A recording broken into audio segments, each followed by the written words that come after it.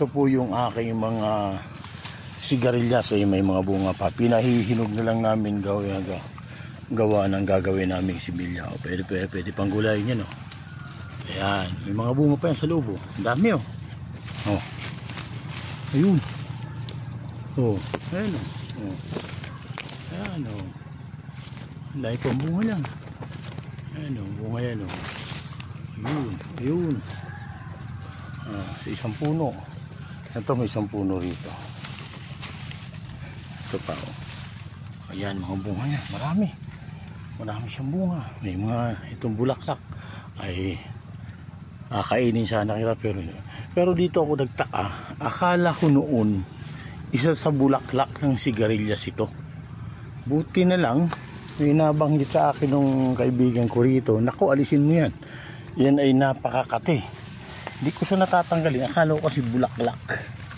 Ayan, ito yung mga tanim kong gabing bago. Ayan, mga isang buwan yan pwede nang taniman niya kasi ito may tubig. Pag galing doon sa labada ko, diretso rito. Dito stock ang tubig. Ito yung fish pan ko, papalitan ko. Kumbaga hindi ko ilulubog. Gagawin ko siyang, pag nagka-budget, gagawin ko siyang konkreto. Ito, tingnan mo. Ang gandang tingnan. Akala mo grapes na, pag sa malayo, akala mo grapes. Tingnan niyo po.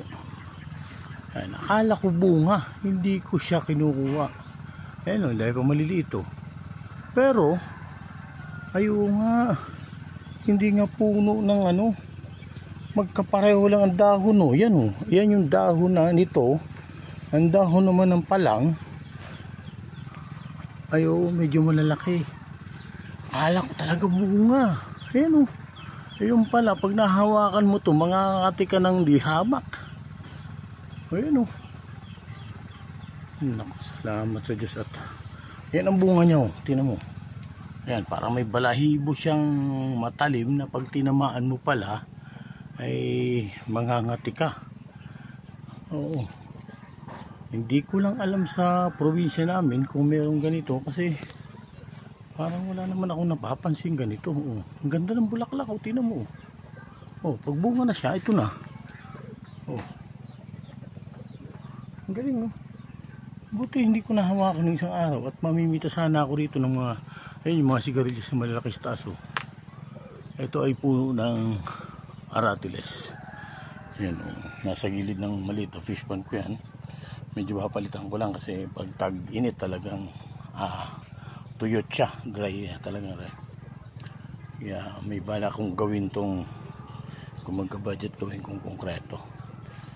Ayan naman yung ano ba to? Ayan naku, huwag kang madikit dyan at talagang magsisisi ka. Ayan, ito naman kalamansi ko, may diferensya at masukal lang. Hindi pa ako nakakatabas dito. Ayan sukal.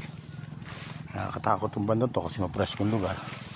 Paboritong tirahan ng mahaba yan. Ayan yung mga tanglad ko. Ayan, malalaki na Ito naman kalamansi ko, namumunga na. Umitim ng ganito. Ay alam ko isa sa mga peste. Ayun ito dalandan to. Ito yung kalamansi ko. Daming bunga ito noong nakaraan. Ayun Ngayon magkaroon ng itim ng ganito, medyo humina yung kanyang pamumunga.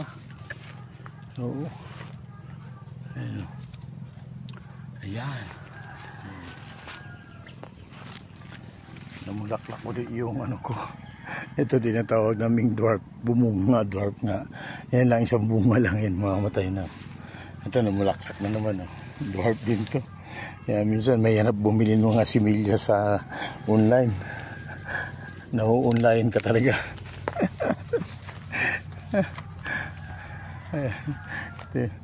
Ito sumusubra ng taas. Ang tawagin ito pakak. Ano ba yung pakak sa Ilocano? Itong mangga ko ibang malalaking bunga to. Masarap ito pagka ang tawag dito, pag yung maniba lang, pero pag hinog na hindi na siya masarap. Malalaki yan. Sobrang lalaki. Yung bunga. Ayan, lumalaki din yung puno niya. Malaki nito. Ito napakatamis nitong ano. Napakatamis nitong tawag sampalok. Nakakita ko ng pwedeng makain. Oh. Oh. Ito siya.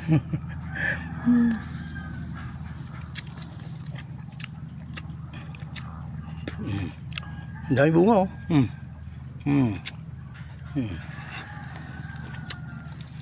Natamis na mapakla.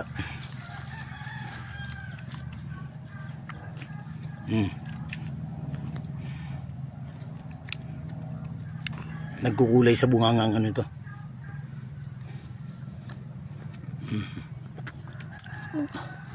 Ito.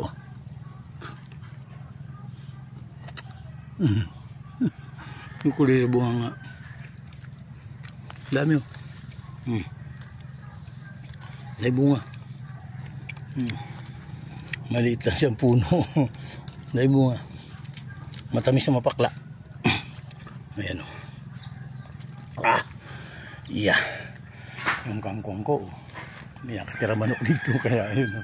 Hindi ko na binibenta. Pakakain ko lang sa aking alaga. Ano? Matamis na mapakla. Harap. Yummy oh. Ay pada muna. Wag, bakit kumakat ya?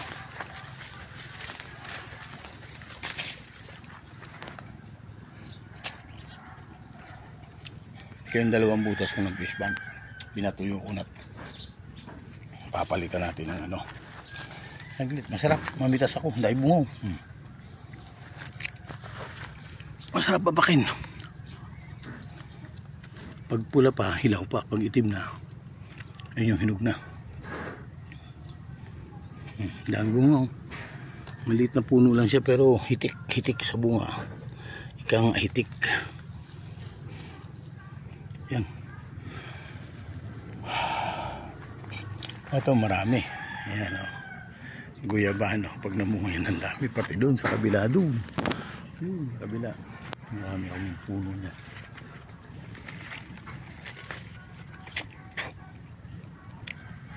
Ito kayang matrim na. Ito yung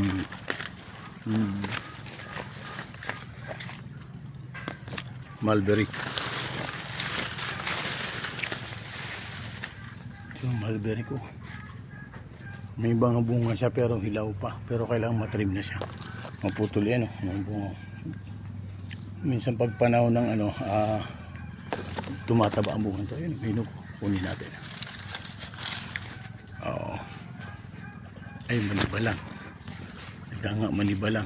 Pero pwede nang i-harvest. Oo. Ayan siya.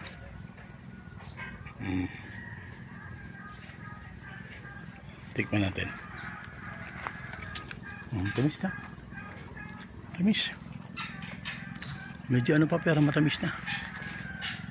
Ayan. Maliit. Nawala. Okay. Bye.